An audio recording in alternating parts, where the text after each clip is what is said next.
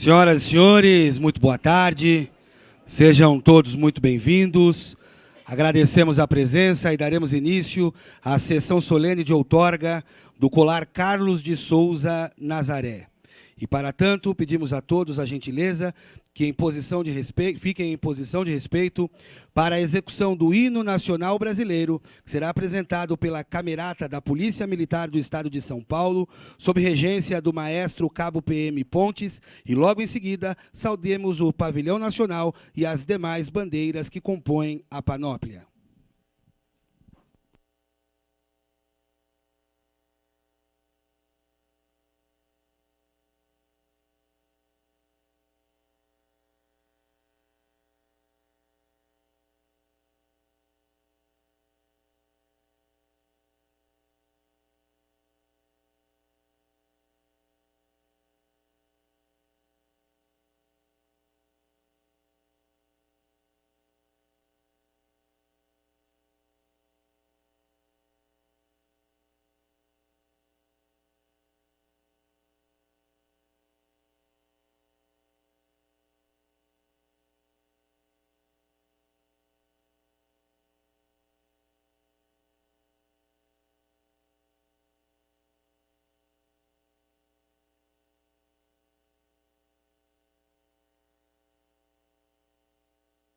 Conseguimos conquistar com braço forte, em teu seio, ó liberdade, desafia o nosso peito à própria morte. Ó pátria amada, idolatrada, salve, salve, Brasil do sonho intenso, raio vívido, de amor e de esperança a terra desce, sem teu formoso céu risonho e límpido, a imagem do cruzeiro resplandece, gigante pela própria natureza, és velas forte pálido colosso, do teu futuro espelha esta grandeza, terra bolada, em tantas mil és tu Brasil, ó pátria amada, dos filhos desse sol és mãe gentil, pátria amada Brasil.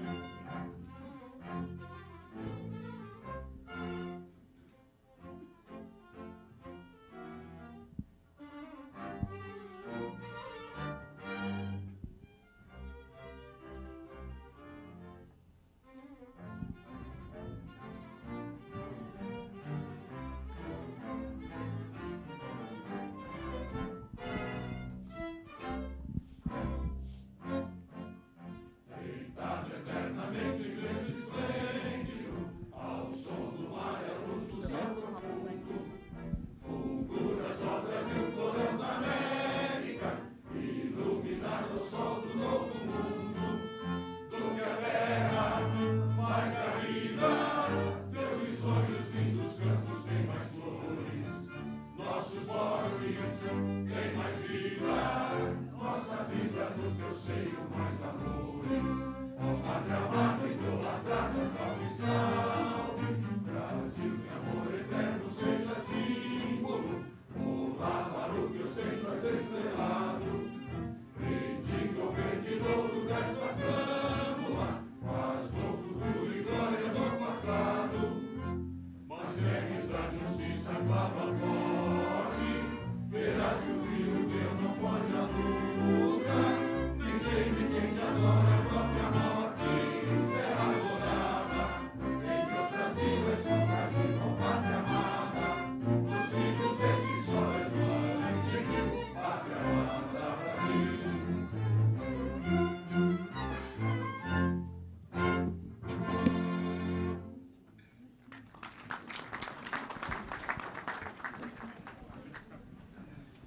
O colar Carlos de Souza Nazaré, maior honraria da Associação Comercial de São Paulo, foi criado para reverenciar o movimento constitucionalista de 1932, homenageando pessoas e instituições que, pelos relevantes serviços prestados à sociedade em geral, tornaram-se dignas de reconhecimento público. Simbolizando a luta pela liberdade e construção de um futuro digno e justo, este colar recebe o nome de Carlos de Souza Nazaré, saudoso presidente da Associação Comercial de São Paulo, durante a eclosão da Revolução Constitucionalista de 1932, a qual marcou os esforços paulistas em busca de uma Constituição adequada para o crescimento do país e maior abertura democrática. O Colar Carlos de Souza Nazaré foi oficializado pelo governo do Estado de São Paulo através do Decreto 48.033, de 19 de agosto de 2003. Desde sua criação, foram homenageadas 85 entidades e personalidades de extrema relevância nacional e mundial. Neste momento de inspiração, buscando nossas melhores energias positivas, ouviremos as canções Outono, de Vivaldi, e Sampa, de Caetano Veloso, apresentadas pela Camerata da Polícia Militar do Estado de São Paulo.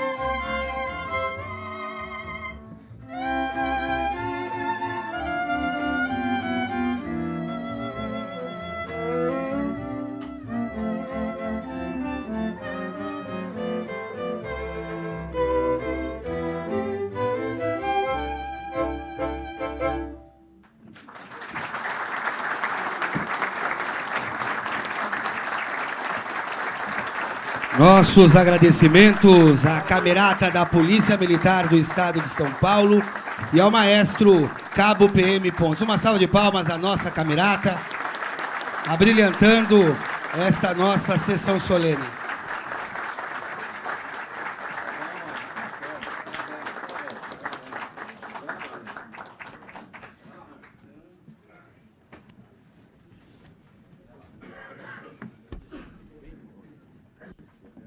Registramos e agradecemos as presenças das seguintes autoridades e personalidades que se apresentaram junto a este cerimonial. Coronel Camilo, subprefeito da Sé, vereador Coronel Salles, vereador Aurélio Nomura, Diogo Mastrorroco, governador do Distrito 4563 de Rotary International, Nahid Chicane, presidente da Fundação de Rotarianos de São Paulo, General Schneider, chefe das Relações Institucionais do Comando Militar Sudeste, Inspetor de Divisão Paulo Breves, neste ato representando o Comandante-Geral, Inspetor GCM Agapito, Ney Duarte, delegado ADESG, Sergina Maria da Mota, conselheira fiscal da Sociedade Amigos da 2ª Divisão do Exército. Jefferson Nunes, representante da Igreja Universal. Professor Doutor Juarez Avelar, presidente da Academia Cristã de Letras. Grão-mestre Jorge Anísio Haddad, da Grande Loja Maçônica do Estado de São Paulo.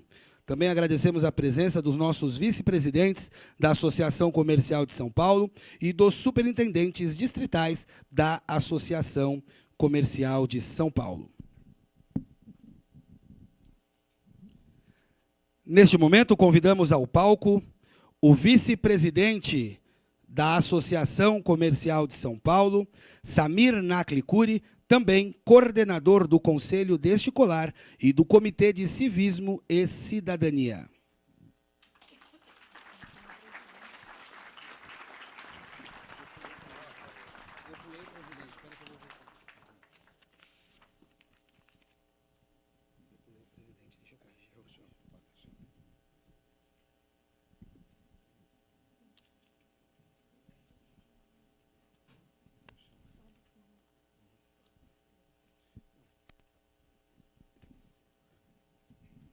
Uma boa tarde a todos. Nada mais justo que as boas-vindas sejam dadas pelo nosso presidente, Roberto Matheus Ordini, que eu peço a gentileza que suba ao palco.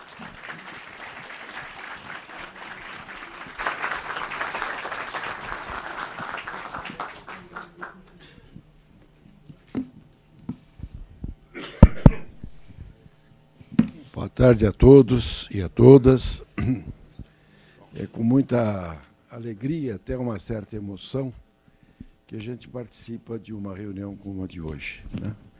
Quando eu escuto, como agora acabamos de ver a camarada da Polícia Militar, quando a gente sente esse clima, a gente fala, esse país não pode dar errado, né? Não tem como errar um país com tanta beleza junto, né?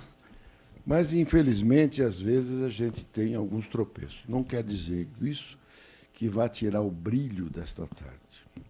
E o brilho desta tarde significa a presença de todos vocês e, principalmente, dos homenageados, que eu vou devolver a palavra aqui ao meu querido companheiro Samir, por favor, Samir, para que dê continuidade. Mas fica aqui o nosso agradecimento, rogando a Deus que abençoe esta terra maravilhosa. E todos vocês.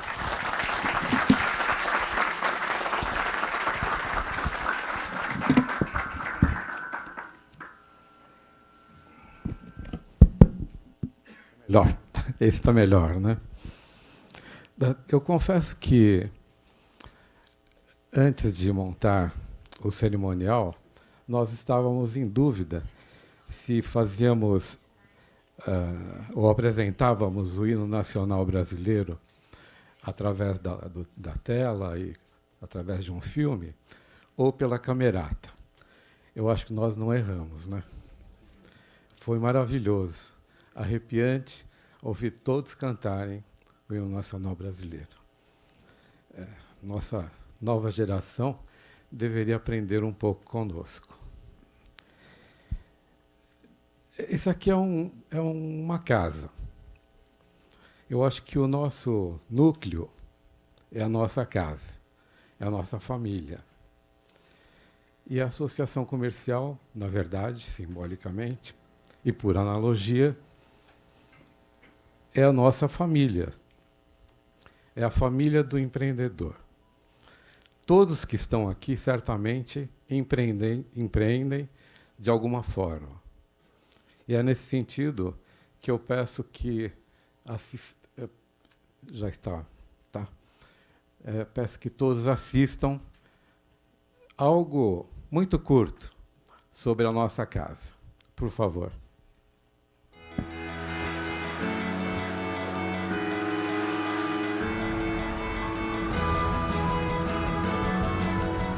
Empreender, mais do que uma palavra, é um movimento, uma força que transforma sonhos em realidade e que impulsiona a maior metrópole da América Latina. No berço da maior comunidade de empreendedores do Brasil está situada a Associação Comercial de São Paulo.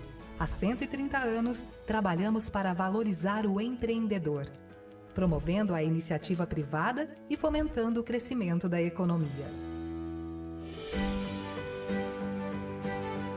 Nosso trabalho é ampliar horizontes e potencializar negócios. Atuamos como defensores das demandas dos empreendedores aos governantes e, assim, conseguimos inúmeras conquistas significativas, como a aprovação da Lei Geral da Micro e Pequena Empresa, que daria origem ao Simples Nacional, a aprovação do Cadastro Positivo, a extinção da CPMF, entre outras. Tudo o que fazemos na Associação Comercial de São Paulo é fruto de muita dedicação e empenho. E nossas ações não contam com recursos públicos, o que permite à entidade independência para atuar. Nossos conselhos reúnem centenas de líderes voluntários dos setores público e privado para debater grandes temas nacionais e definir caminhos para a defesa da livre iniciativa e das instituições democráticas. Reforçando nosso compromisso em abraçar a cidade, atuamos de forma descentralizada. Estamos presentes em 15 macro-regiões da capital e conhecemos de perto as demandas locais do empresariado. Nas nossas distritais, o empresário tem acesso a todos os produtos e serviços da ACSP. Por meio do balcão do empreendedor, oferecemos praticidade através de serviços pensados para simplificar a jornada empreendedora, visando otimizar tempo e custo e facilitar o dia a dia dos empreendedores, ajudando a encontrar a melhor alternativa para cada situação.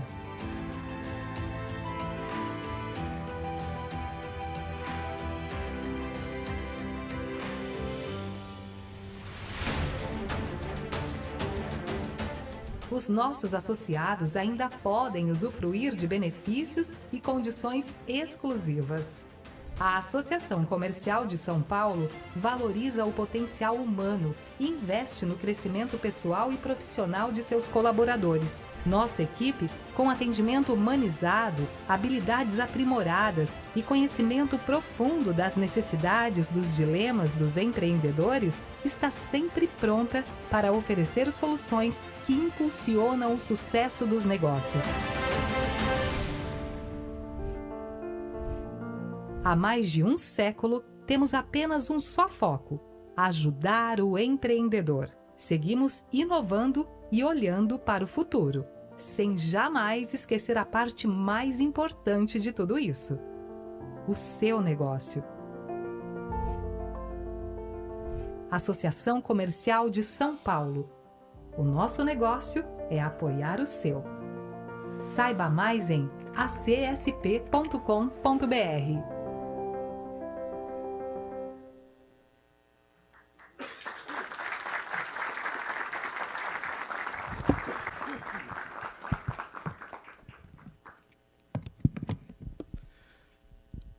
Um dos grandes ícones da do movimento de 32, além de Carlos de Souza Nazaré, o nosso então presidente, foi recém-falecido o príncipe dos poetas, Paulo Bonfim. Para reverenciar essa data e essa homenagem, a outorga a 3 grandes instituições parceiras nossas, solicito que o nosso confrade do Comitê de Civismo e Cidadania, Pedro Paulo Pena Trindade, declame o poema Advertência, de autoria de Paulo Bonfim.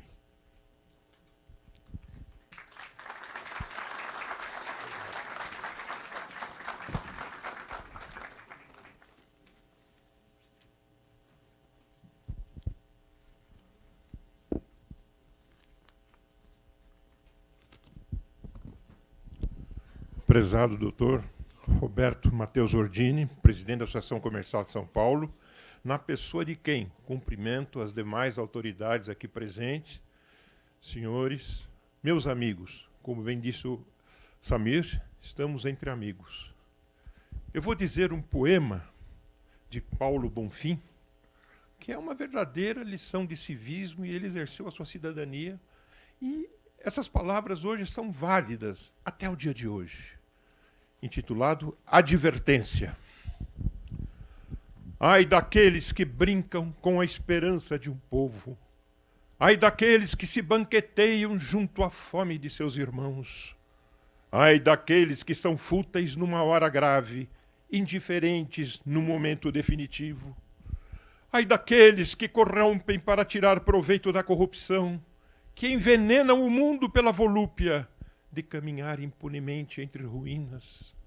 Ai daqueles que fazem da mentira a verdade de suas vidas. Ai daqueles que usam o simples como degraus de sua vaidade e instrumentos de sua ambição. Ai daqueles que fabricam com a violência a trama do medo. Ai daqueles que roubam ao próximo a alegria de existir. Ai daqueles que usam dinheiro e o poder para prostituir, humilhar e deformar.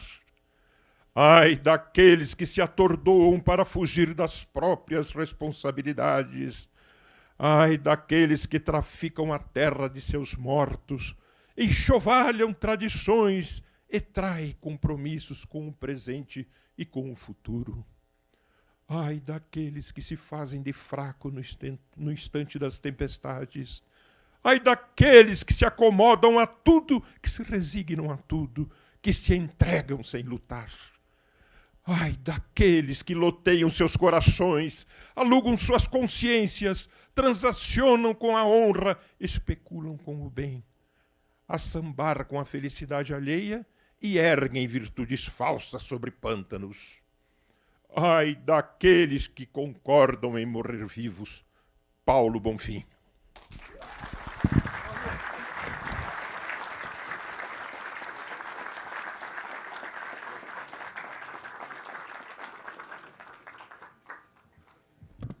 Convidamos a confreira Edmara de Lima para sua tradicional mensagem, como faz constantemente nas nossas reuniões.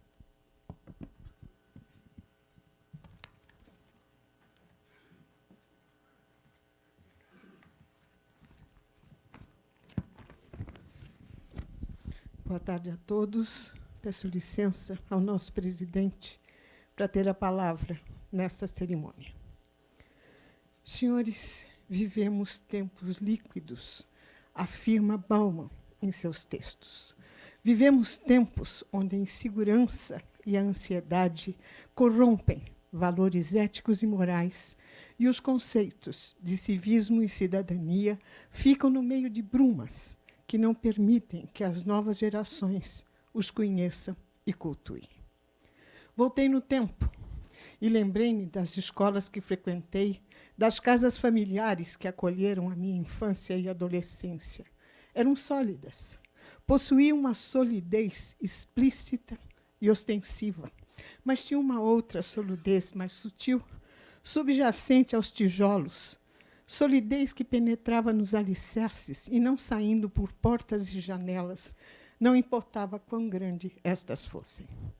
Esta solidez emanava de raízes éticas e morais, que floresciam em valores que transversavam a família, a escola e a sociedade.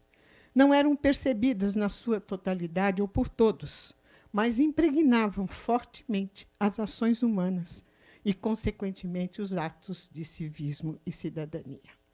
Esta solidez vinha de clareza de valores. Por exigência do meu trabalho, reli recentemente o livro do Yves de Lattaille, que se chama Crise de Valores ou Valores em Crise. Sou educadora, avó e bisavó recente, que acompanha o desenvolvimento de novas gerações. Tempos líquidos, analisa Bauman, são tempos de transição, que trazem instabilidade e preocupações com os valores absorvidos pelas crianças e jovens deste primeiro quarto de século. Os meios de comunicação trazem uma revolução iniciada de forma lenta e sorrateira, e foi adquirindo velocidade. E, de repente, não mais que de repente, sua velocidade chegou às raias da ficção científica e ficou incontrolável. O sólido passou para o líquido, e talvez chegue a gasoso antes do final da vida daqueles que já ultrapassaram a barreira do meio século. Que são tempos líquidos? Busquei uma imagem que me ajudasse a construir uma metáfora. A liberdade da comunicação nos levou ao oceano, quase que infinito na sua grandeza planetária. Ele é indomável, reinventa estações do ano, aquecendo ou esfriando as suas águas. É um invasor manso, que muda a configuração de terras, ou é um agressor violento, que em poucas horas destrói o que o homem ou a própria natureza levou milênios construindo. Mas o mais é sempre um problema. Vivemos na falsa solidez das águas de uma piscina, que não muda, que não tem ondas, que não abala estruturas, ou profundezas que mascarem monstros ou inúmeras criaturas. Os modelos sociais vividos até 3/4 do século passado foram derrubados. Vivemos hoje mudanças de estrutura na família, que já se transformou. Vivemos mudanças ficcionais na forma como as transações bancárias e comerciais são efetuadas. Vivemos mudanças fantásticas no meio de comunicação que já se impuseram às famílias, aos meios de produção, ao comércio, ao serviço. Fronteiras foram derrubadas. Hoje compramos e vendemos online, de e para qualquer rincão desta terra. Gerir empresa, família ou escola, no meu caso, em tempos líquidos, exige que mudemos nossa forma de pensar e agir. Como manter o rumo, a integridade, o foco? Como gerir que, além das barreiras naturais que nós enfrentamos, temos os mandos e desmandos de comandantes que servem a si mesmos e não aos cidadãos que os elegeram e os sustentam. Tempos líquidos podem aparentar uma tranquilidade enganadora. A superfície do mar esconde correntes que podem tragar nossas embarcações. Quais as qualidades características do cidadão de tempos líquidos? Nietzsche se pergunta e afirma: tenho eu ainda uma meta, um porto ao qual a minha vela corre, um bom vento? Ou, quem sabe, a direção ao que está indo também? Sabe qual é o vento bom e qual é o vento propício. Determinar o rumo de embarcação pode ser a primeira etapa da sobrevivência em tempos onde as fronteiras morais são tênues e flexíveis. Conhecer o porto de chegada e as melhores rotas, nem sempre as mais curtas, é ponto vital nos dias que vivemos, sejam estas enseadas ou portos que nos abrigam. Temos ainda a sensação de muitas leituras, e eu gosto muito de um autor húngaro, ele é canadense, mas a família é húngara, e o nome dele é impronunciável, me perdoe. Mihaly Csikszentmihalyi lembrou a teoria do fluxo. O fluxo a que ele se refere me parece o lado proveitoso da vivência em tempos líquidos. O fluir que não foi possível nos tempos sólidos. Mihaly define o fluxo como uma sensação holística que se sente quando nos envolvemos integral e profundamente em uma atividade. O encontro do ser humano com a excelência em sua vida cotidiana, assim como fizeram os que batalharam em 32. O fluxo necessita da excelência. Contentar-se com a mediocridade impede o usufruto do melhor dos tempos que vivemos. Martins, Miragaia, Drauzio e Camargo não aceitaram a mediocridade da ausência da constitucionalidade. Penso na capacidade de se atingir o fluxo como habilidade necessária para os tempos líquidos. Buscar a satisfação interna, pois a externa se impõe com a falsa solidez das mídias sociais.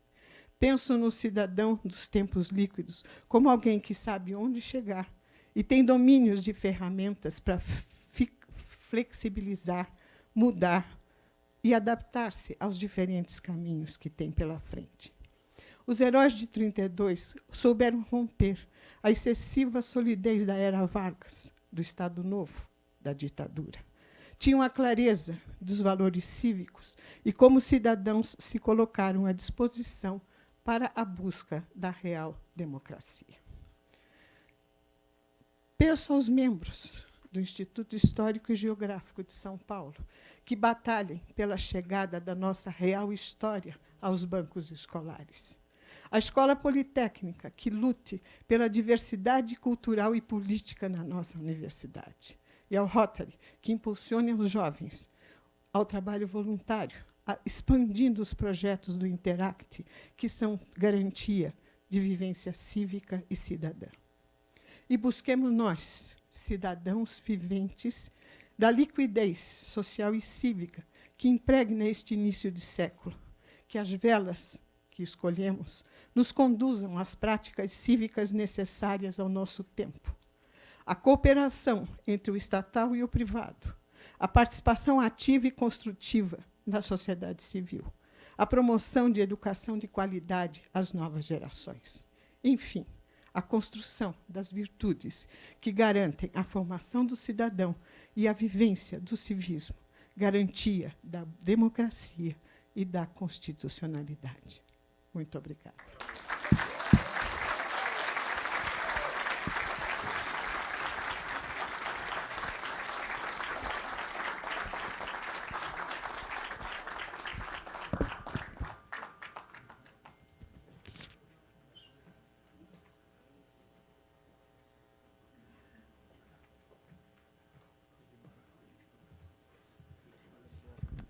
Muito obrigado, senhora Edmara de Lima, pela sua mensagem.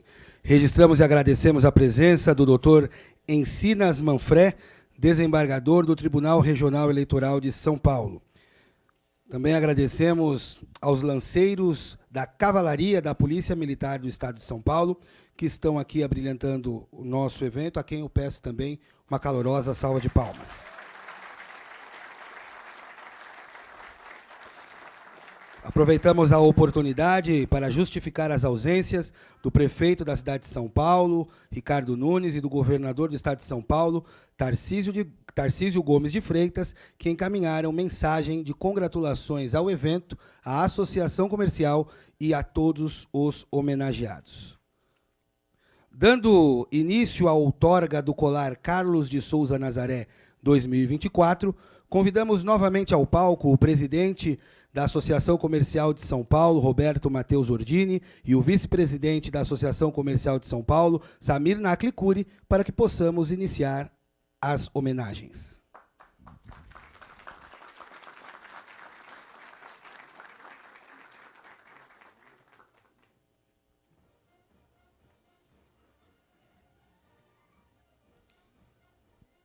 Com rico histórico impresso no livreto, distribuído e disponível a todos, convidamos o presidente do Instituto Histórico e Geográfico de São Paulo, João Thomas do Amaral, para, em nome desta nobre instituição, receber a homenagem.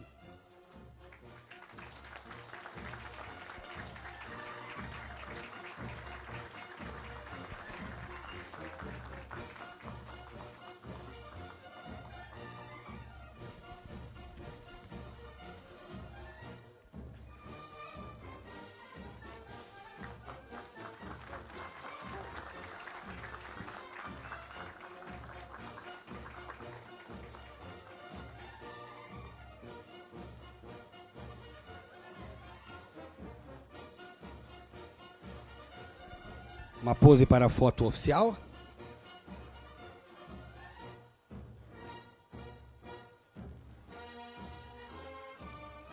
Convidamos o homenageado.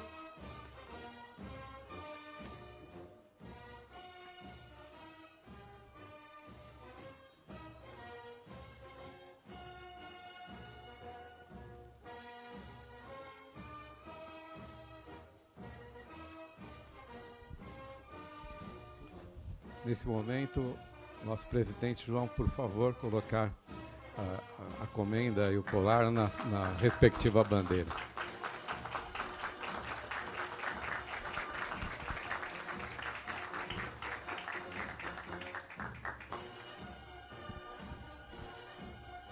O microfone é meu? Eu vou ter que ir ali, então.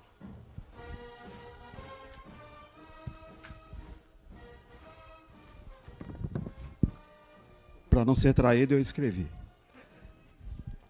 A emoção é muito forte representar a instituição. Então, eu quero saudar o presidente Roberto Matheus Ordini, o Dr. Samir Nakli Curi, o Dr. Reinaldo Júdice e o Dr. Lívio Giosa, entidades que estão sendo homenageadas juntamente com o Instituto Histórico.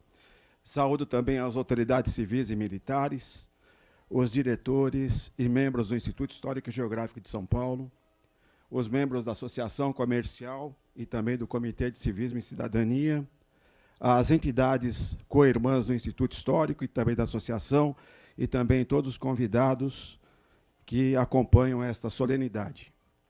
Senhoras e senhores, nesta sessão solene, como 17º presidente na associação, no Instituto Histórico e Geográfico de São Paulo, uma saudação especialíssima aos históricos idealizadores e fundadores do Instituto, aos membros efetivos, aos membros correspondentes em nível nacional e internacional, e também aos funcionários que conduziram, e também aos atuais diretores, membros e funcionários que colaboram e cooperam na condução do nosso sodalício.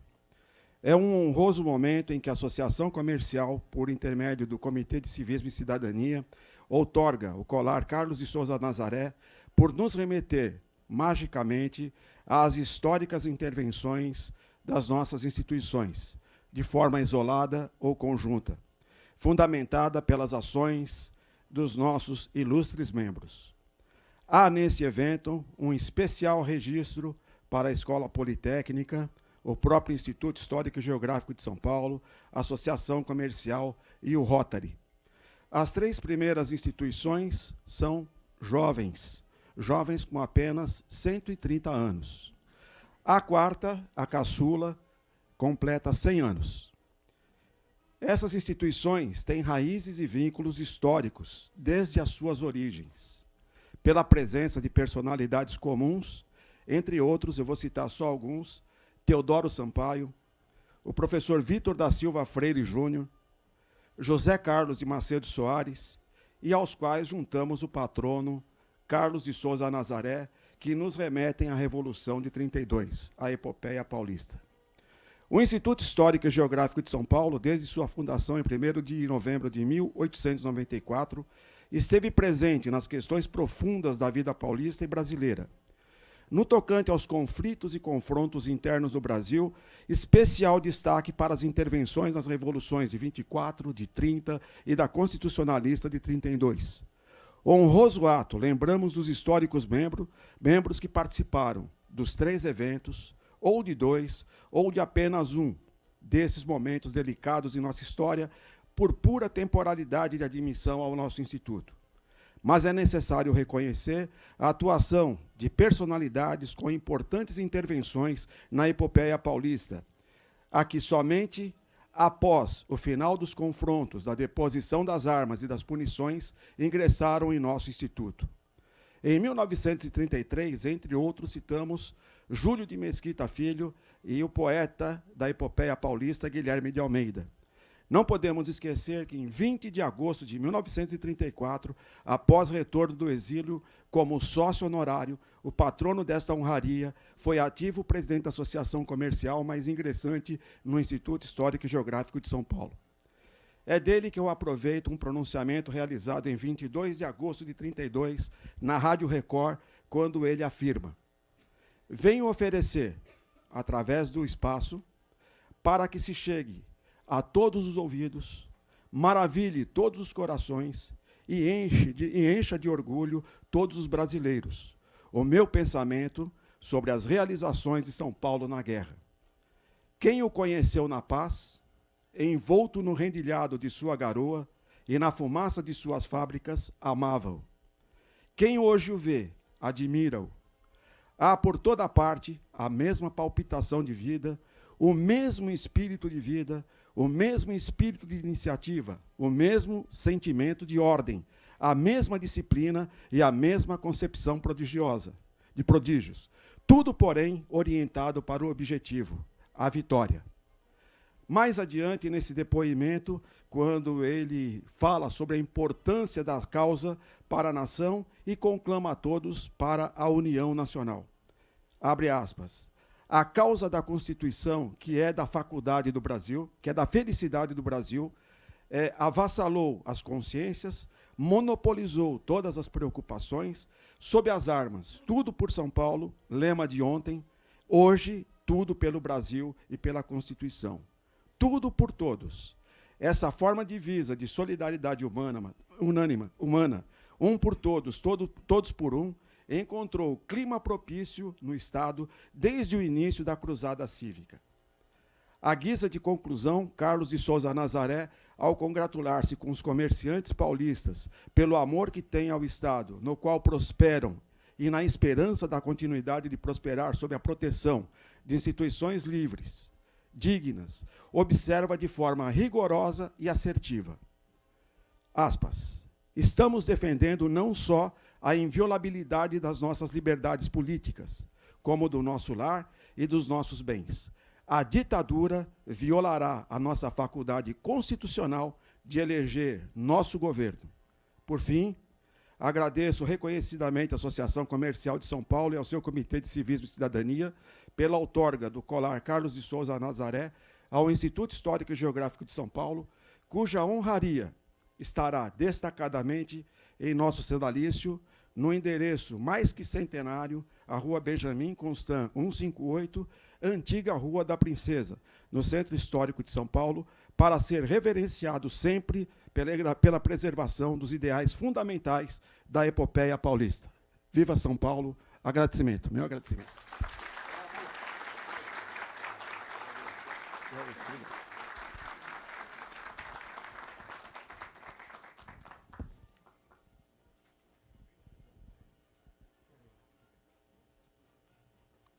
Muito obrigado, presidente. Pode retornar ao seu lugar.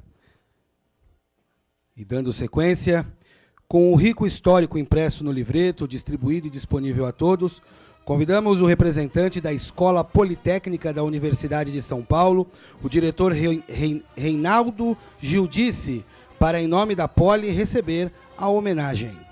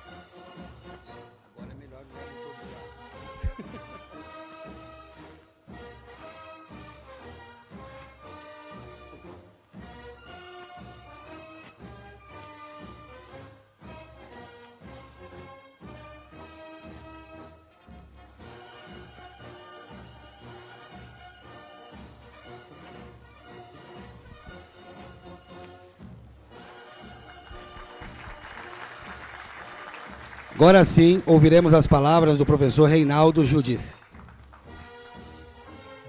Boa tarde a todos e a todas. Quero cumprimentar o Dr. Roberto, o Dr. Samir, também cumprimentar os diretores das outras duas entidades que estão sendo homenageadas aí ao lado da Escola Politécnica, o Instituto Histórico e Geográfico e o Rotary Club. para a Escola Politécnica é uma honra estar recebendo essa homenagem ao lado de tão ilustres entidades co-irmãs aí. A Escola Politécnica, como já foi dito, também tem 130 anos, né, como uma associação comercial. Nós, mês que vem, completaremos 131 anos de existência. Nas nossas atividades basicamente de formação, né, de educação, de ensino, de engenharia, nas diferentes modalidades, em graduação, em mestrado, em doutorado, em nível de pós-graduação, na realização de pesquisas e de inovação e na área de extensão, que para a gente é muito, muito importante. São atividades em que a escola interage com a sociedade, e por isso, quando a gente chega num momento como esse, em que entidades importantes da sociedade nos homenageiam, nossa instituição, é para a gente muito especial receber esse reconhecimento. É sinal que nós estamos cumprindo aí a nossa missão que nos foi dada como entidade de formação, né? A escola tem dois grandes lemas que a gente costuma usar. Uma delas é tradição e modernidade, que é o fato da escola ter uma tradição de 130 anos, quase 131 agora, então de olhar para o passado com orgulho das realizações, mas a modernidade é olhar então para frente e ver os novos desafios, as mudanças da sociedade, o que a gente precisa fazer para modificar e para melhorar a sociedade. Então, dentro da área de engenharia, nós temos aí discutido dentro da escola várias áreas que a gente considera importantes para o futuro. Estamos trabalhando em cima delas, por exemplo, transição energética, transformação digital, engenharia voltada para problemas da vida e da saúde, infraestrutura resiliente, sustentável, cidades inteligentes e mobilidade. Então, são temas que hoje a gente discute muito na escola e são áreas que a gente está, enfim, focando esforços. Eu queria terminar aqui essas breves palavras, mais uma vez agradecendo à Associação Comercial por essa, para a gente, riquíssima homenagem.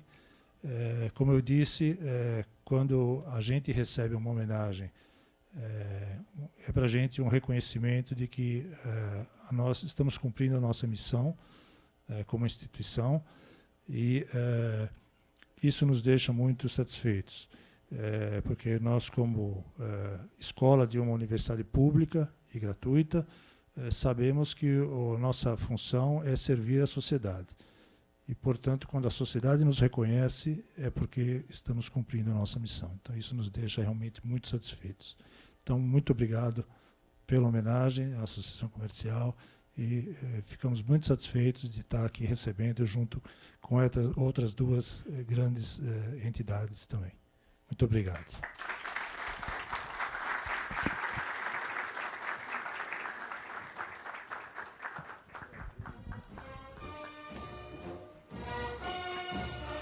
Muito obrigado, professor Reinaldo Giudice. Com um rico histórico impresso no livreto, distribuído e disponível a todos, convidamos o presidente 2024-2025 do Rotary Clube de São Paulo para receber a homenagem. Lívio Giosa.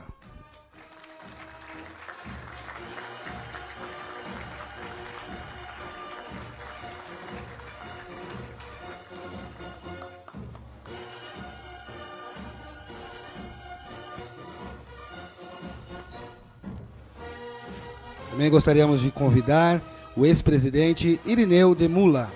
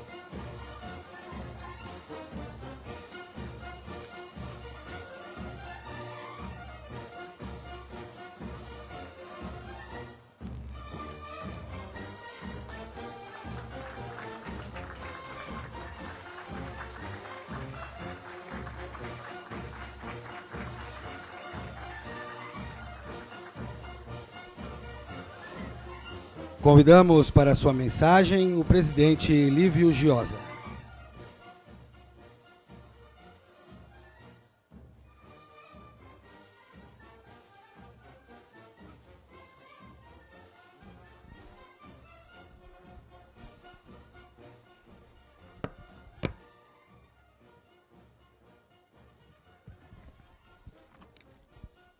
Boa tarde a todas e a todos. Queremos saudar aqui, nesse momento tão especial, nosso presidente Roberto Ordini, presidente da Associação Comercial, o vice-presidente, coordenador do COCID, o Samir Curi. Muito obrigado, Samir, por toda essa deferência. Os membros do Conselho, em nome deles, a Edmara de Lima. Parabéns, Edmara, pelo texto tão belíssimo que você aqui apresentou. As autoridades aqui presentes, em especial o Coronel Valdo Camilo, nosso subprefeito da Sé, e o nosso sempre e querido vereador, Coronel Marcelo Salles. Muito obrigado pela presença, e a todos vocês aqui representando a sociedade civil e todos os rotarianos, aqui na presença do nosso querido governador Diogo Mastrovoco. Muito obrigado, Diogo, pela presença. Nós vamos fazer um dueto aqui. Contar a história dos 100 anos e o centenário do Rotary Clube de São Paulo merece essa divisão de vozes. Então, nós vamos começar com o nosso presidente, 2023-2024, só para que vocês entendam, para quem não é rotariano, o ano rotário começa no dia 1º de julho e termina no dia 30 de junho do ano seguinte. O centenário do Rotary aconteceu em fevereiro de 2024. E vai esse centenário até fevereiro de 2025. Portanto, as duas gestões de Irineu e minha estão sob a coordenação desse processo do centenário. Portanto, Irineu, você passa um pouco o histórico, que depois eu vou completando as informações. Por favor. Muito obrigado, companheiro Lívio.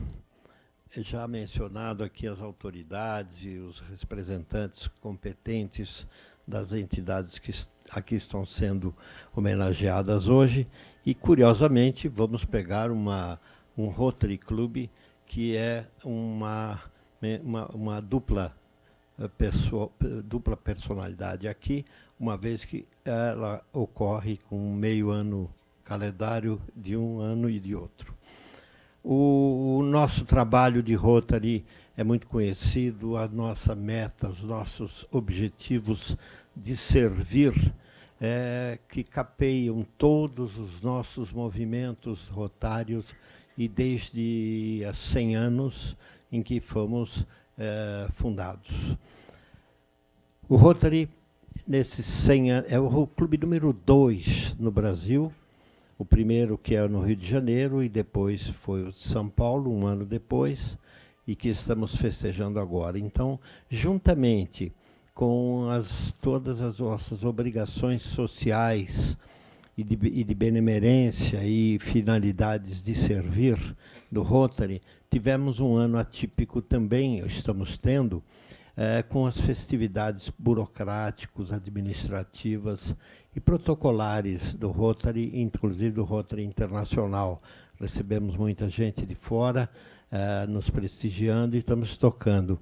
Mas a gente não está preocupado tanto em falar do que vamos fazer, que aí o Lívio pode continuar falando, mas eu tenho um pouco agora, a minha obrigação é mais um pouco com o passado.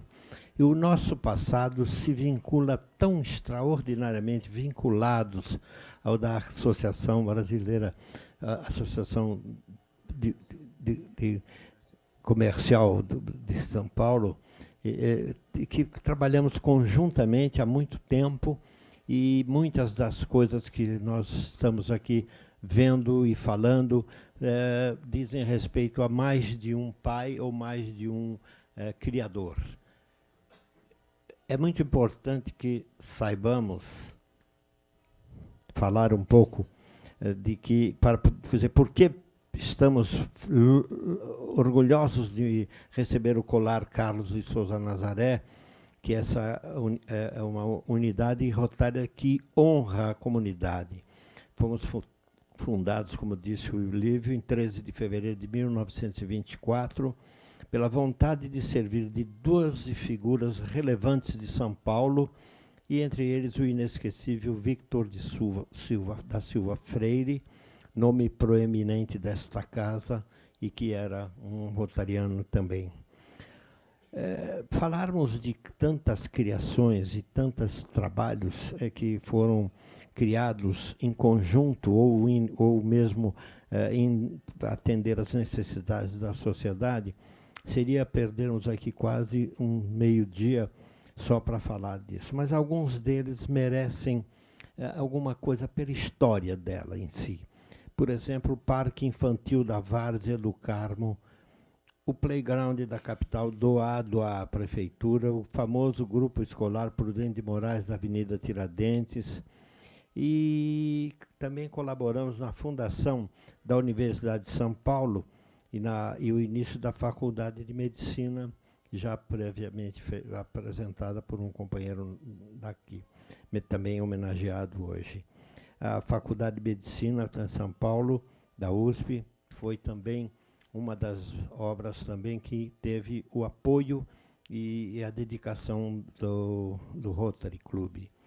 Aquele prédio doado à Liga Paulista contra a tuberculose, as primeiras aplicações do BCG, o banco de plasma, escola especial para crianças surdas, que ainda hoje é uma das pérolas da organização do Rotary Club de São Paulo. Ela é gratuita e atende uma coletividade que está praticamente necessitando de apoio para essas crianças, desde sua infância, para se integrarem plenamente à sociedade e ser recebidas não como uma diferença, e sim como um dos nossos. Isso também foi muito, muito verdade. Mas não para nisso. Temos um CEPRO, que é o Centro de Ensino Profissionalizante, também que trabalha muito ativamente na condução de jovens para que venham a atingir o seu primeiro emprego ou atingir bem a representação do que seria seu trabalho num primeiro emprego. E temos uma pérola também maior, que é o ESPRO, Ensino Social Profissionalizante, que começou com um clube de Santos, pequeno, 4 ou 5 empresários que se dedicaram a oferecer suas empresas para treinar alguns jovens carentes e foram crescendo num tamanho, volume, que hoje, 40 anos depois, o ESPRO colocou no ano passado cerca de 17 mil jovens no Brasil.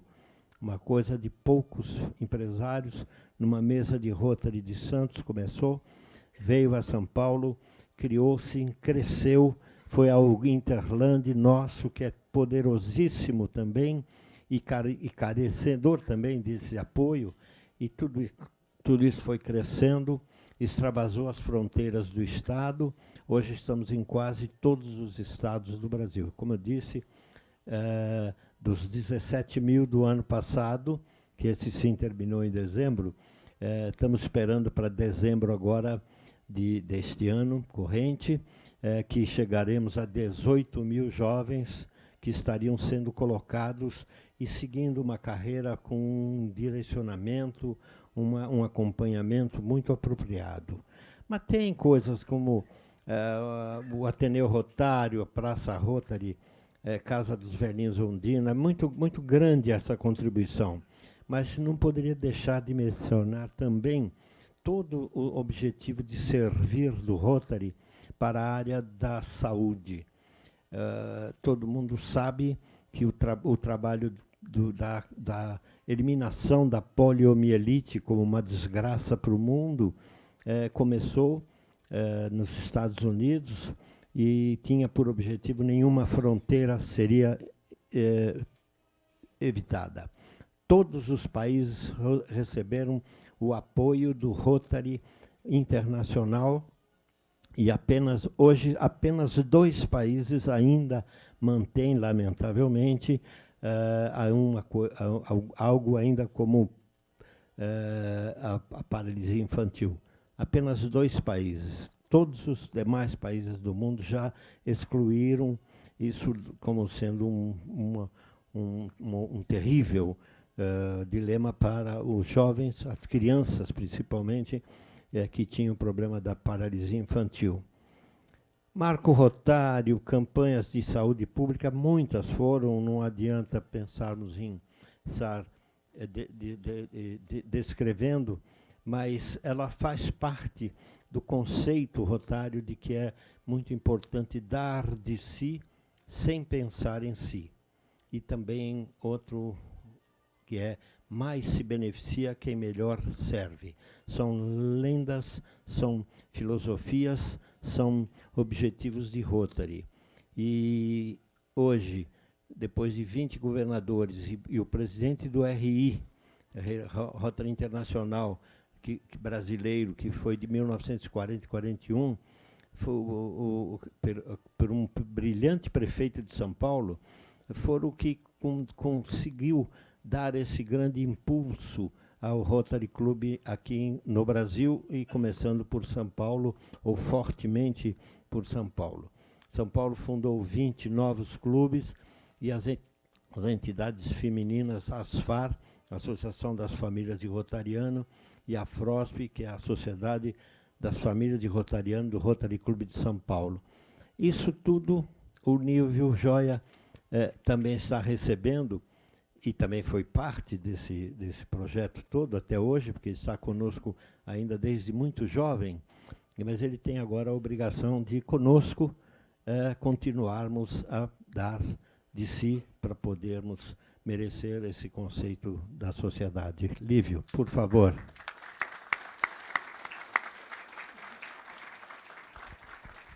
Fica aqui do meu ladinho, aqui, Irineu. Vem aqui desse ladinho. Aí. Então, né? Essa história toda do Rotary contempla um futuro. E é bacana a gente falar aqui, não só para rotarianos, nós queremos falar para os cidadãos de São Paulo, que reconhecem Rotary ou que conhecem um pouco de Rotary, já ouviram falar, para que possam cada vez mais entender os propósitos dessa instituição em nível mundial, dessa instituição em nível Brasil e aqui na cidade de São Paulo e no estado de São Paulo. Fomos o primeiro Rotary do estado e temos agora não só a intenção, mas a motivação e a inspiração que o nosso governador Diogo Mastrorrocco nos coloca ainda com o lema de sermos presidentes irresistíveis. Coronel Salles, não me olhe assim, hein, irmão. Como presidentes irresistíveis, sob todos os pontos de vista, nós temos a missão de direcionar o novo Rotary. Qual será esse novo Rotary? Clube de São Paulo, que deve ser também espelho e exemplo para o Brasil. Nós temos essa dicotomia entre a tradição e a inovação, o conservadorismo e a disrupção. Os propósitos do Rotary são muito claros. Servir acima de tudo. Fomentar o companheirismo. Fomentar a relação profissional e desenvolver projetos humanitários. Esses 4 eixos são primordiais para a vida da cidadania, para o desenvolvimento civilizatório, e é esse a grande marca e a grande corrente de percepção de Rotary. E agora o que a gente entende é que este processo dos 100 anos nos dá um objetivo central de renovação. E essa renovação é praticar de uma forma moderna, diferenciada, para acompanhar as transformações da sociedade, mas tendo como pano de fundo, acima de tudo, a nossa prova quádrupla, que está aqui, que é para ler agora. Na saída tem chamado oral. Edmara, me ajuda. É a verdade? É justo para todos os interessados? Criará boa vontade e melhores amizades?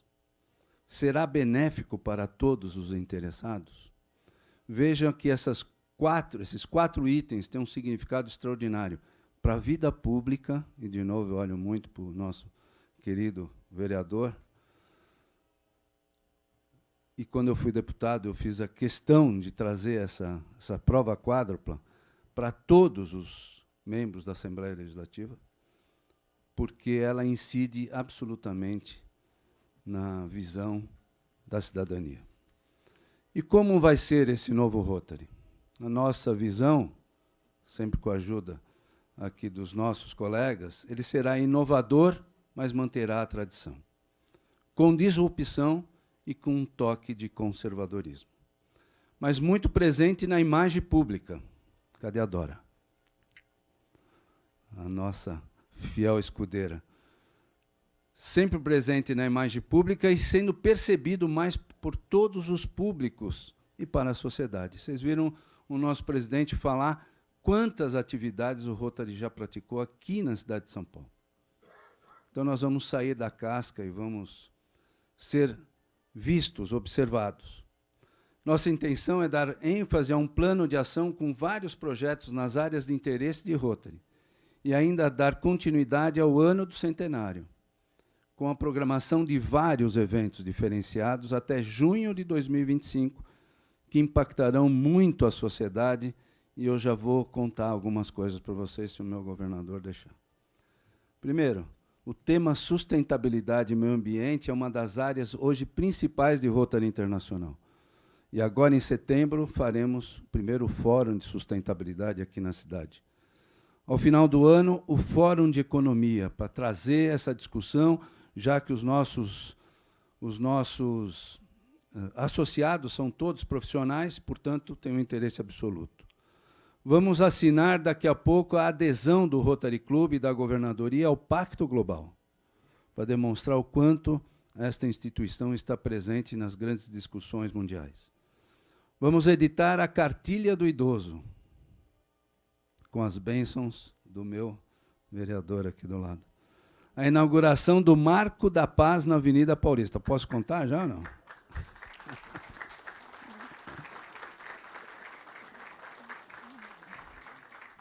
E já contei bem de leve ali para o nosso subprefeito, e aí, Ordine, peço a bênção, porque isso vai se estender para toda a cidade. Nós vamos criar os primeiros bosques urbanos de São Paulo. E já acionamos e já temos a área para plantar, no mínimo, 500 árvores neste ano do centenário. Isso não é promessa, não, viu, gente? Isso já é fato. E assim nós vamos caminhando nessa jornada irresistível. Irresistível para servir, né, na nossa visão rotária. Pois, para cada um de vocês entenderem, nós não estamos no Rotary. O Rotary é que está em nós.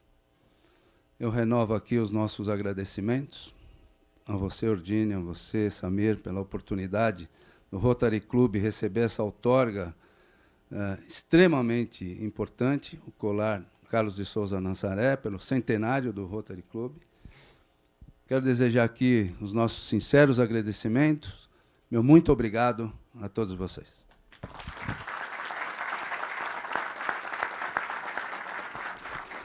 Mas eu vou continuar mais um pouquinho, junto com o Ordine. Vem cá, Ordine, por favor.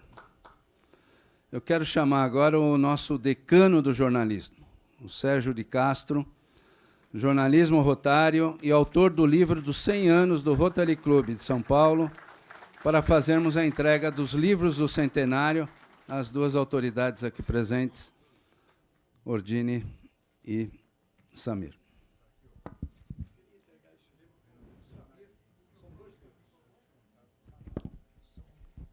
Isso em nome do COCID, do qual eu faço parte, orgulhosamente. Por favor. Quer abrir, por favor? Esse é para o COCID. E este é para o amigo e o governador Samir Nakiklui. Muito obrigado. Isso é para você levar para a sua casa e esse é para manter na entidade que você coordena com tanto ardor. Muito obrigado a todos.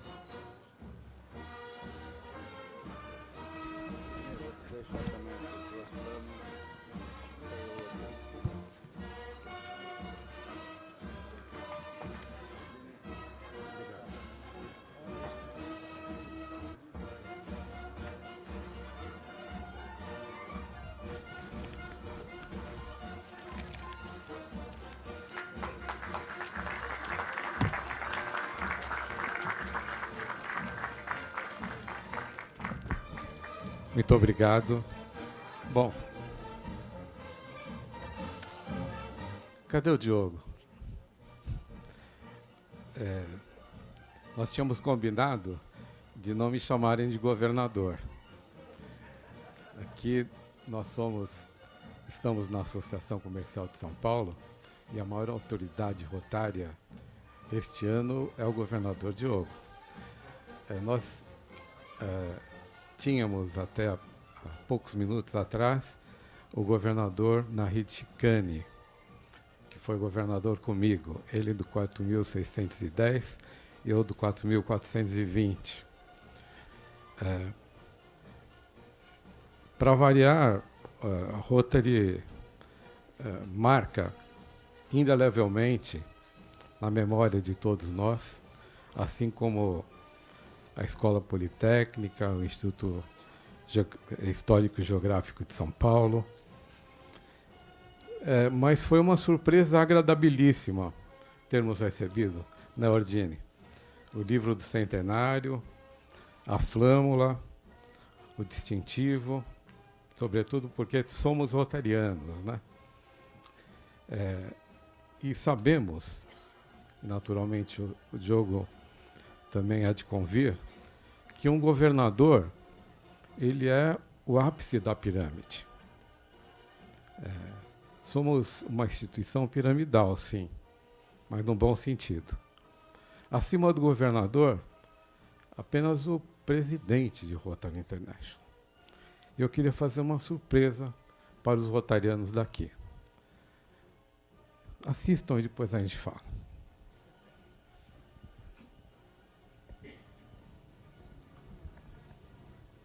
Olá, companheiros. Eu sou Mário César Martins de Camargo, presidente do Rotary 2025-2026. Eu estou falando aqui do meu escritório no 18º andar da nossa sede em Evanston. Atrás vocês podem ver o Lago Michigan, a bandeira do Rotary, a bandeira brasileira, aqui na minha sala, que eu orgulhosamente represento. Eu estou mandando essa mensagem a pedido do meu amigo Samir Nakli Kuri, para homenagear o Rotary Clube de São Paulo, que vai receber a medalha Carlos de Souza Nazaré, outorgada pela Associação Comercial de São Paulo, que nesse ano de 2024 completa 130 anos de existência.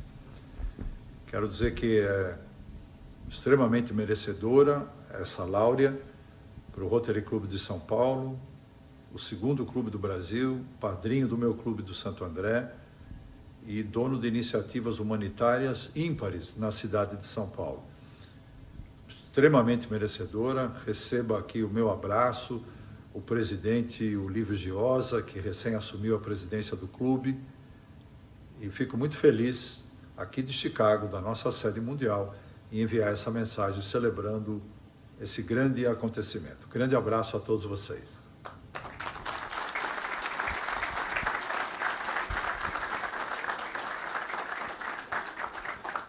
Para coroar essa parte final da nossa homenagem a 3 instituições, eu peço a gentileza que ocupe o microfone o presidente da Sociedade Veteranos de 32 MMDC e nosso confrade do Comitê de Civismo e Cidadania, Carlos Alberto Romagnoli. Por favor.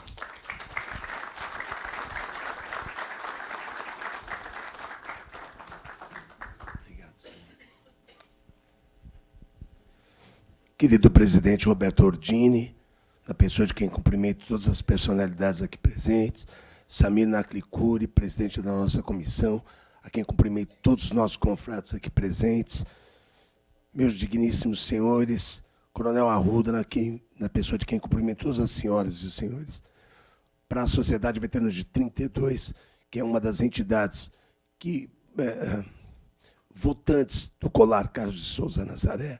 É uma alegria muito grande poder estar aqui nos manifestando nesse momento importante. O Carlos de Souza Nazaré, eu digo e faço questão, e fiz questão de dizer isso, e reiterar a importância desse homem para a história de São Paulo e do Brasil.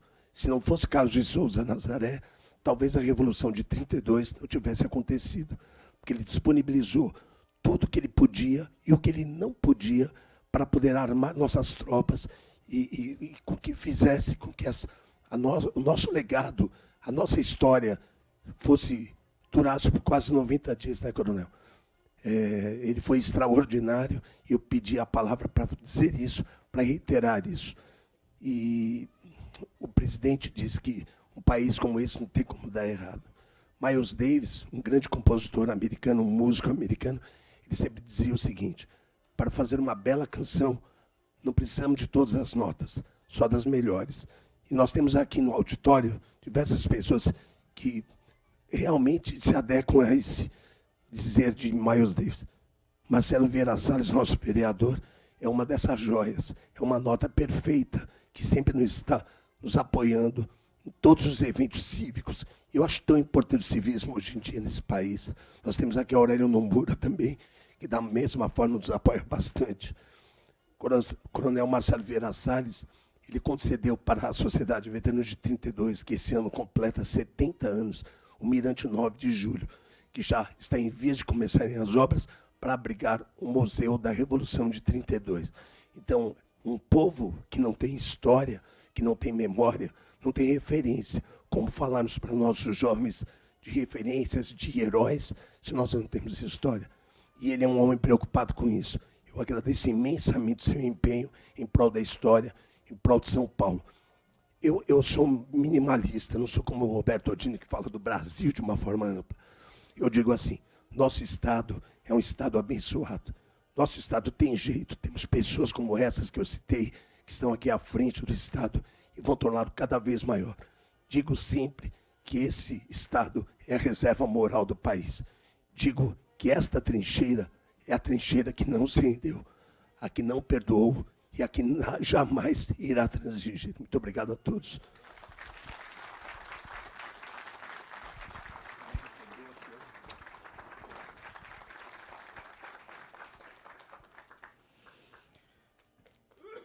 Que ótimo. Solicito agora a presença do jornalista José Jantalha para declamar o poema, já que citamos Paulo Bonfim, é um poema de Paulo Bonfim, Minha Insólita Metrópole. Prestem bem atenção, porque ela é bem moderna.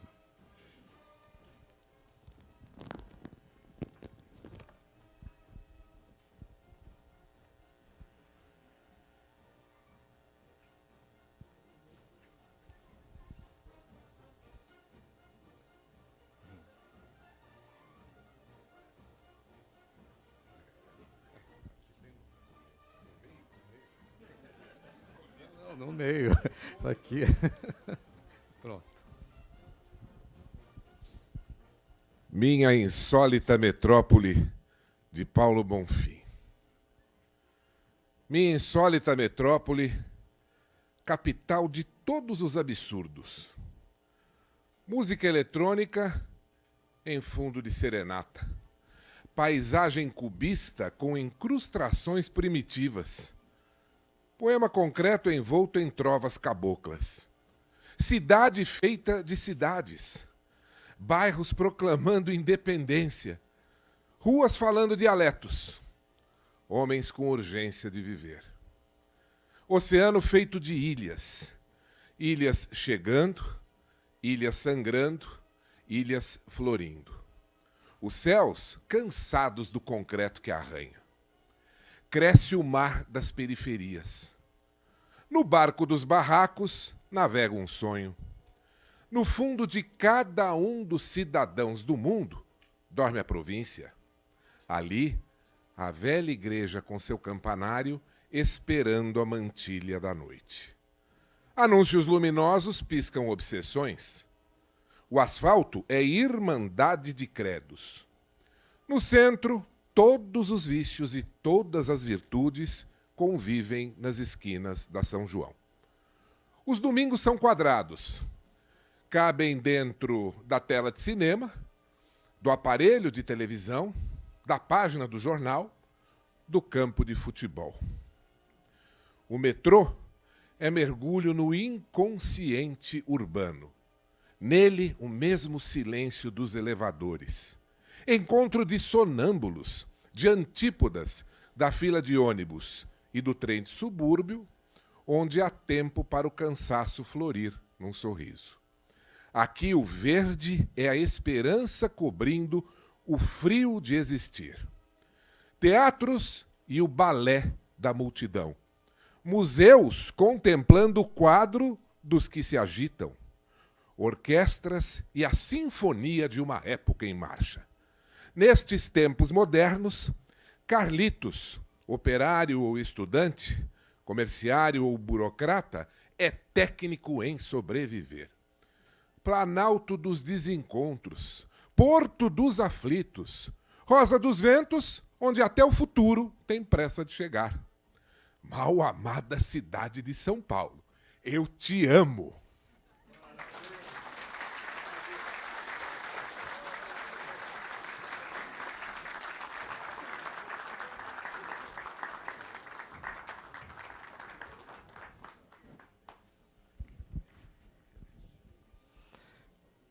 Para finalizar, a cereja do bolo. Convido o nosso confrade do Comitê de Civismo e Cidadania, Coronel Luiz Eduardo Pesce de Arruda, para sua apresentação. O tema dessa reunião será a tecnologia na Revolução de 32.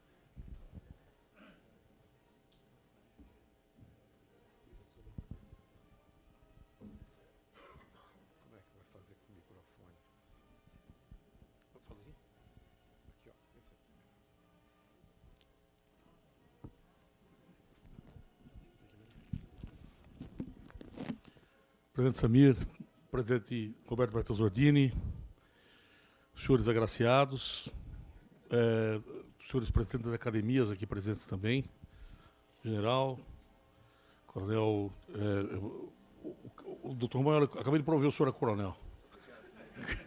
Coronel Salles, nosso amigo querido.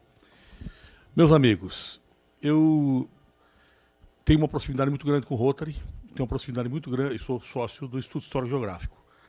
Mas não é que eu não gosto de matemática, a matemática não gosta de mim.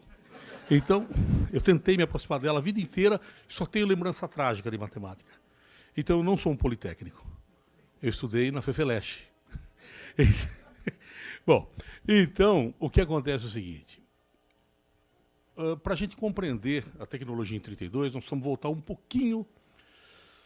Lembrar que com a criação da Escola Politécnica, que é a primeira escola de engenharia de São Paulo, em 1893, é criado um laboratório de ensaio de materiais. E o laboratório de resistência de materiais. Com a edificação dos grandes da cidade, a verticalização da cidade, edifício, o edifício Sampaio Moreira, depois vem os grandes edifícios, Martinelli, as construções mais sofisticadas, começou a se tornar necessário, ou a chegada do concreto, né, começou a se tornar necessário sofisticar esse laboratório de resistência de materiais. Então, em 1926, ele é transformado no LEM, o Laboratório de Ensaio de Materiais.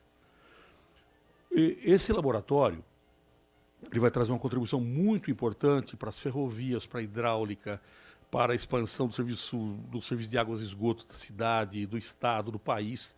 Mas, em 1932, não vou falar muito sobre o que aconteceu, mas eclode a Revolução, dia 9 de julho. No dia 10, a Escola Politécnica de São Paulo,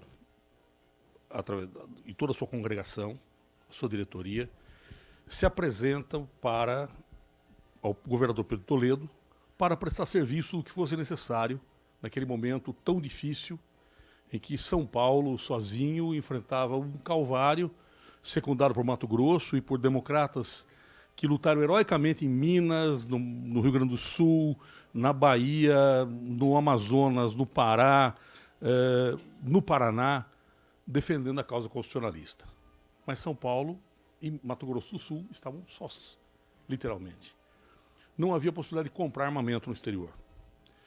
O pouco armamento que comprou veio do Paraguai, porque naquele tempo havia contrabando de arma do Paraguai para o Brasil, então foi fácil naquele momento entrar um pouquinho de... São Paulo conseguiu também comprar 5 aviões. No Chile, E esses aviões vieram através do Paraguai e entraram em São Paulo e foram essenciais para a defesa aérea de São Paulo durante a Revolução de 32. E São Paulo chegou mesmo a comprar um cruzador de combate para tentar forçar a Barra de Santos, que estava bloqueada pela Marinha. Esse cruzador foi comprado com a ajuda da máfia americana. Isso gerou um problema seríssimo depois no Congresso americano. Houve uma CPI no Congresso para entender como é que se havia contratado, feito esse acordo para contratar essas pessoas para buscar dentro dos Estados Unidos um cruzador de batalha. E aí esse navio acabou sendo apresado, porque a guerra acabou. Depois de 90 dias, 87 dias, a guerra acabou. E esse cruzador de batalha acabou sendo incorporado à Marinha do Brasil como o primeiro navio hidrográfico da Marinha do Brasil. E ele permaneceu em serviço até 1957. Então é bastante recente até. O que aconteceu em relação à tecnologia? São Paulo estava isolado, era necessário romper essa barreira. Primeiro, romper a barreira da comunicação. O rádio assume um papel essencial. Em 1931, a partir da Rádio Record de São Paulo, que lidera esse esforço, outras emissoras de rádio paulistas, Rádio Clube de Franca, Rádio Clube de Ribeirão Preto, Rádio Clube de Santos, Rádio Cruzeiro do Sul, Rádio Educadora, pela primeira vez no Brasil, compõem uma cadeia de rádio para emitir, inclusive de madrugada, porque era mais dada a dilatação da ionosfera, a onda de rádio chegava mais longe, então se podia emitir a Buenos Aires e de Buenos Aires falar da causa paulista o país inteiro. E aqui? A Escola Politécnica liderou o esforço. Liderou o esforço ao qual se somaram a Escola de Engenharia do Mackenzie, o Centro de Armamento da Força Pública de São Paulo, e aí esse grupo, o Estudo de Engenharia, esse grupo liderado pela Escola Politécnica, arrolou os metais essenciais para a guerra. Esse grupo transferiu a fábrica de munição de piquete para mais próximo a São Paulo. Esse grupo camuflou as instalações da Companhia Brasileira de Cartuchos, na região do ABC. Esse grupo fabricou lança-chamas. Esse grupo fabricou trens blindados, fabricou 6 trens blindados, uma inovação absurda para a tecnologia da época, utilizando as estações ferroviárias da Rede Sul Mineira, Sorocabana, Paulista, Mogiana, 6 trens blindados.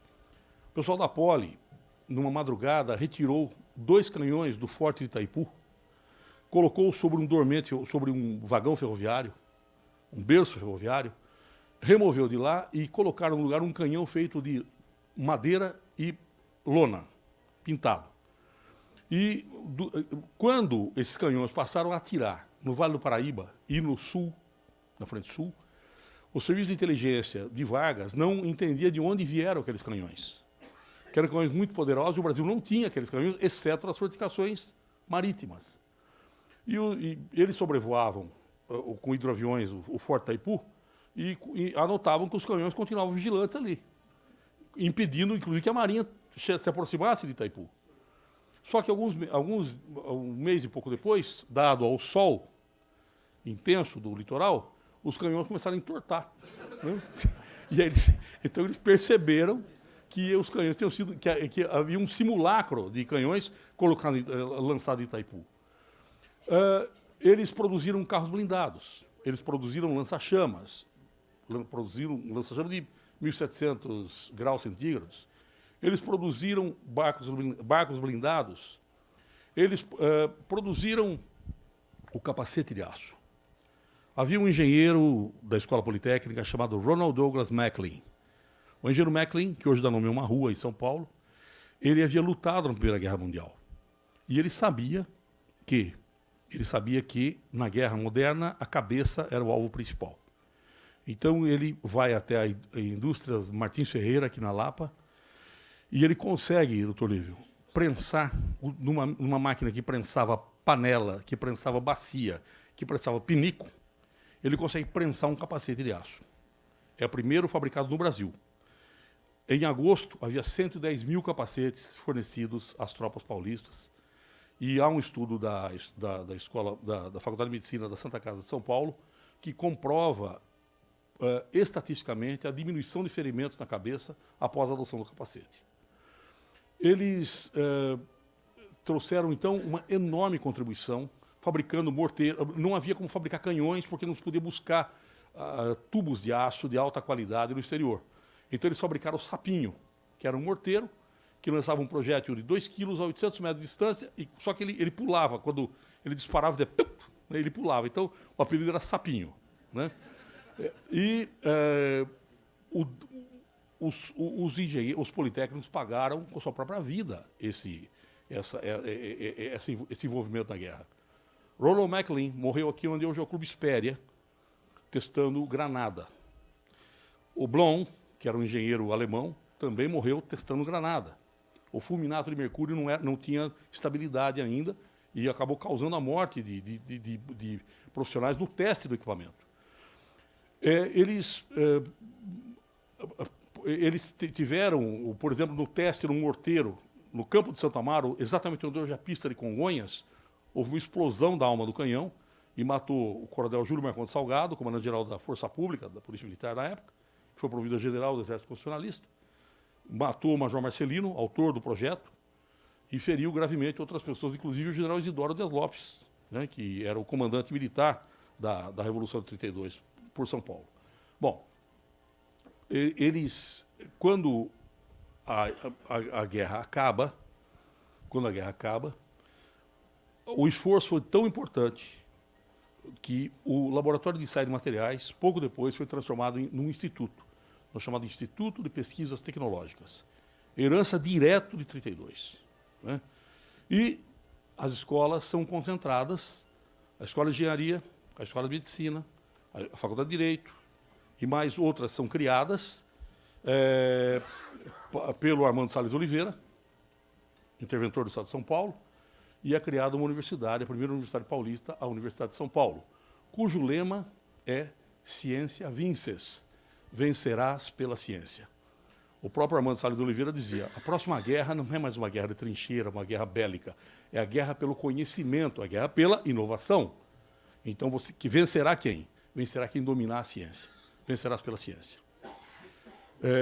Nós podemos, então, dessa maneira, concluir, dizendo que a contribuição da Escola Politécnica para o esforço paulista em 32 é memorável, não pode ser esquecido, trouxe uma mudança completa na capacidade da indústria bélica nacional, inspirou a formação de uma indústria bélica nacional posterior, e realmente, Hannah Arendt fala sobre o que é uma revolução.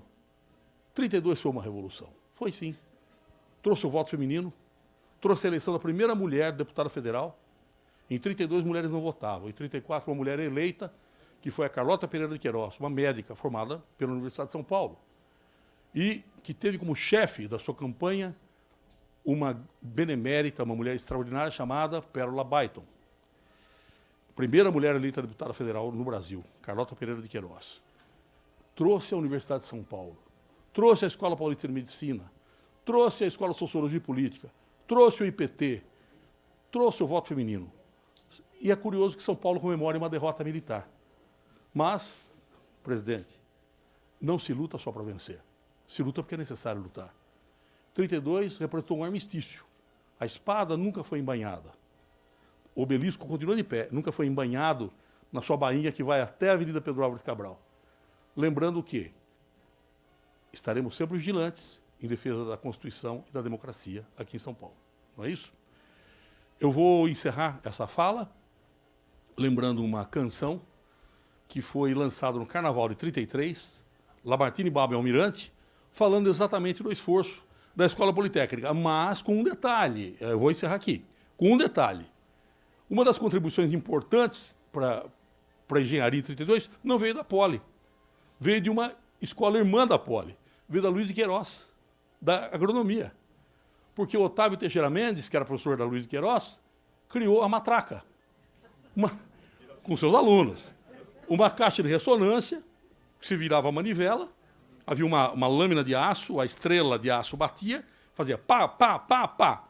E aquilo, à noite, nas trincheiras do Rio das Almas, ali na região de Buri, havia um cunho, colocava, São Paulo não tinha munição.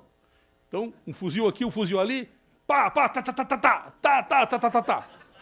Em 2012, eu tive o privilégio de conhecer o último sobrevivente, o mais velho sobrevivente da Polícia Militar do Espírito Santo, lá em Vitória. E ele me falou, o coronel, rapaz, eu via que não saía bala daquela metralhadora.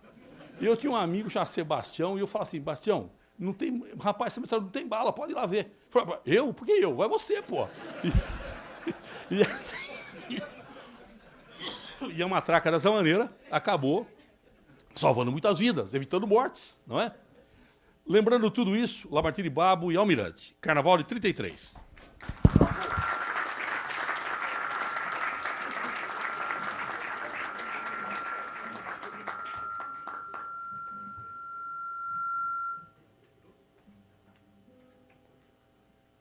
Meu bem pra me livrar da matraca, da língua de uma sogra infernal, eu comprei um trem blindado pra poder sair no carnaval. Mulata por teu encanto, muito eu levei na cabeça, porém agora eu duvido que isto outra vez aconteça. Do teu falado feitiço, eu pouco caso hoje faço. Mandei fazer em São Paulo, mulata, um capacete de aço, ai, ai, meu bem, oi, meu bem pra me livrar da matraca, da língua de uma sogra infernal.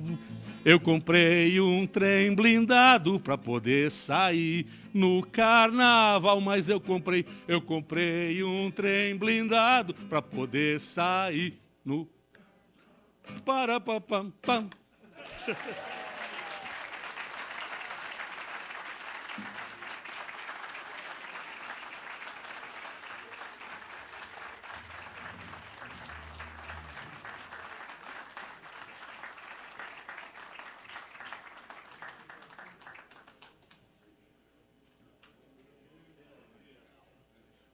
Estamos chegando ao final, ao encerramento desta solenidade e convidamos o presidente Roberto Matheus Ordini para suas considerações finais.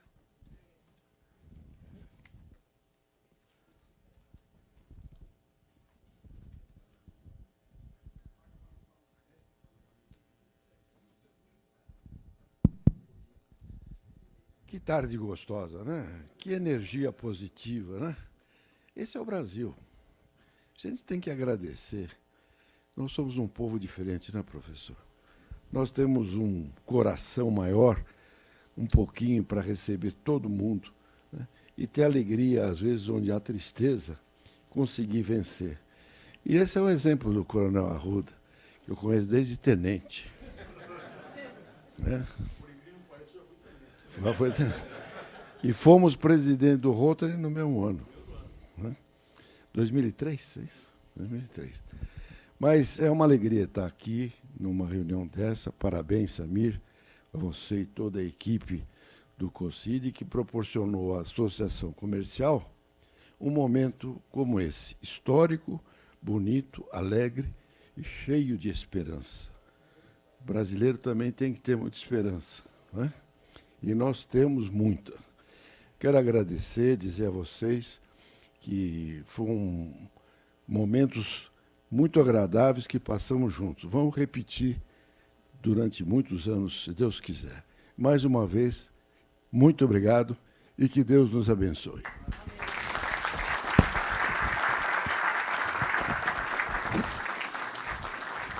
Muito obrigado, presidente Roberto Matheus Ordini. Para concluir a nossa solenidade, convidamos os homenageados para retornarem ao palco. Faremos uma foto oficial com o presidente Ordini e o vice-presidente Samir. E, na sequência, os convidados receberão os cumprimentos no coquetel aqui no salão ao lado e que o presidente Ordini e o Samir convidam a todos para participarem. Muito obrigado e uma excelente tarde a todos.